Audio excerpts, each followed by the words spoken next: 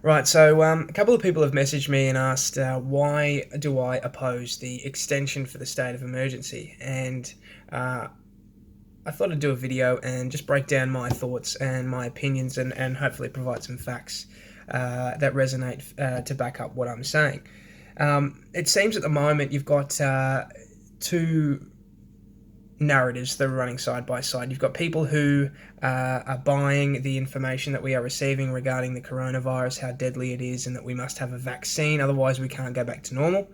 And then you've got people on the opposite side who are saying that things don't add up. It's not as deadly as we first thought. There are therapeutics available and they're being silenced, or they're not being used to full effect, and we should be opening up because we know that if you're under 45 years of age, as I said, study at Stanford University, the chances of you dying from this virus are incredibly low. It's very close to 0%.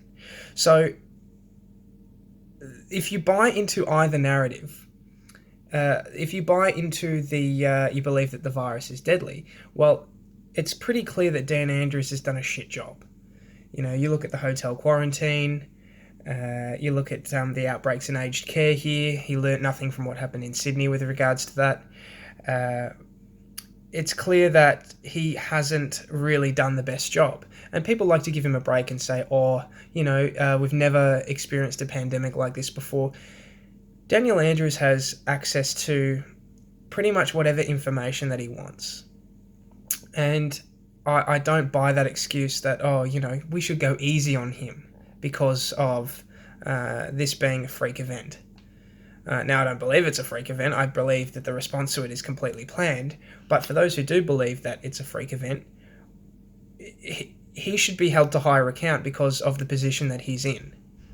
Just because, we don't give people a pass for that. Not when you look at the economic devastation that's going to occur because of this. You look at everything else surrounding it. It's horrific. The whole thing is horrific from start to finish if you buy into that particular narrative. He comes on every day and says, 20 people died, right? If you buy into that narrative, that's not good enough, right? And the suppression strategy that has been adopted, what's the collateral damage on that too? Not to mention his ties with China, the Chinese Communist Party, which is an ethically and morally bankrupt government, that kills Uyghur Muslims every day, that surveils their citizens. I mean, he won't tell anyone what's in the Belt and Road Initiative deal, which is concerning. He won't even tell the federal government what's in it. So that to me starts to ring alarm bells too. So if you buy into that narrative, he can't have done a good job. He just hasn't done a good job, and he needs to be held to account. And there needs to be. He can't just be in his little cabinetry echo chamber. He can't just be him, Sutton and Makarkos pulling the strings. The two-party system is set up to account for checks and balances. And when one person has absolute power, well, then they can just run amok. They can do whatever they want. And if they're heading down a wrong path, there's no one there to really correct them. Who's he getting his information from? Who is he consulting with? It seems to be shrouded in secrecy. He won't answer these questions, and that is an affront to democracy. Now, if you buy into the opposing narrative, you buy into the fact that the CDC is saying that the infection fatality rate is 0.26 to 0.6%, and these figures are higher in aged care facilities, and it depends in what part of the world you are. If you look at how liberally the case deaths have been marked, and Sutton said this last week, that you don't have to die from the virus, you can die with the virus, and that's counted in the statistics. Well, that's inherently misleading. You can't, it would naturally pump up the case figures. Dr. John Lee, who's an NHS consultant in the UK, he says that for most years, flu and pneumonia deaths go underreported because they report the pre-existing medical condition. Let's say that person has cancer. They report that as the cause of death, not the flu, which is the vessel that takes them to the grave. So the figures are higher than they should be, right? And this is a worldwide thing. I believe that this is a directive from the WHO. It comes from higher up. These, our health authorities here, the CDC in the US, the NHS in the UK, in Italy as well, they are getting their advice from these worldwide governing bodies. And when you couple that with people at the World Economic Forum and now the WHO saying that we cannot go back to the way things were, that the vaccine will not end the pandemic, that is extremely startling. So, you've got Liberal Party members here talking about a balance of civil liberty and safety and security, and that's what I want to see personally, and that's why I personally am against Daniel Andrews having all of this power. I don't trust the guy. I don't trust many politicians. I also think Michael O'Brien, who's the leader of the Liberal Party. I mean, I haven't heard from him for a long time. And now he's coming out saying, "Oh, we'll try to get it blocked." Yeah, that's not words that inspire confidence. So, they're just perhaps as inept, and which is why I believe that I buy into the second narrative a little bit more. You only need to see the propaganda campaigns that the media is running regarding anti-vaxxers to know that there is an agenda afoot.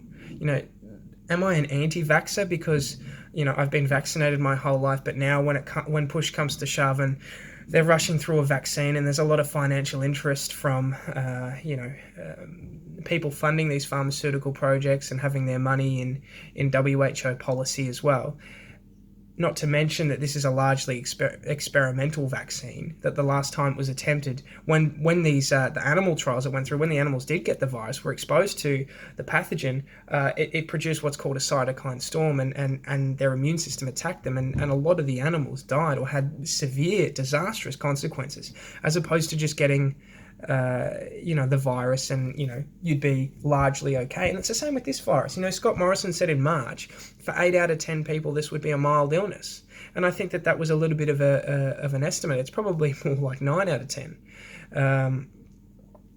So the vaccine, I don't want someone to be able to mandate what I can put in my body, right? Especially given these circumstances that we find ourselves in. Especially because under 45, which I am, the likelihood of me getting the virus and having it kill me is extremely, extremely low.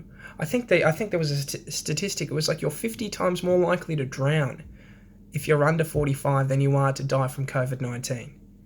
It is just absolutely ridiculous. And anyone that comes out opposing the narrative is a conspiracy theorist. It's as if governments haven't conspired against people in the past, when they have. When they very well could be, and a lot of evidence now points to the fact that they very may well be using this pandemic in order to enforce a great reset, bring in surveillance technology, bring in sort of more authoritarian measures that will not be rescinded. What happens when there's another virus that comes out? Bill Gates says the next one will get people's attention. What happens when that happens? So it sets a very dangerous precedent, and I don't like it. I don't like it at all. And our governments are telling half truths. I mean, Dan Andrews gets up every day. He's like, two people in their 70s, 5 people in their 80s, 1 person in their 90s, and another person who was 158. I mean, what's the context?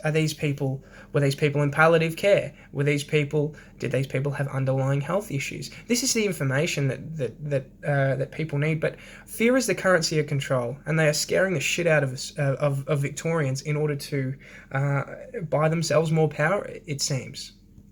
So, to wrap up, I vehemently oppose this. The two-party system is in place to account for checks and balances. No one party should have the power that... It's not even Andrews and perhaps his cabinet. It's Andrews, Sutton and Makakos and maybe one health expert who... what's this health expert's financial ties? Do they have ties to AstraZeneca? Do they have ties to other pharmaceuticals? Why aren't we getting the full information? So I feel like there's a lot of political pressure now from everyone, and they could use the Liberal Party to get on the back of what's going on, and perhaps demand accountability and demand the truth.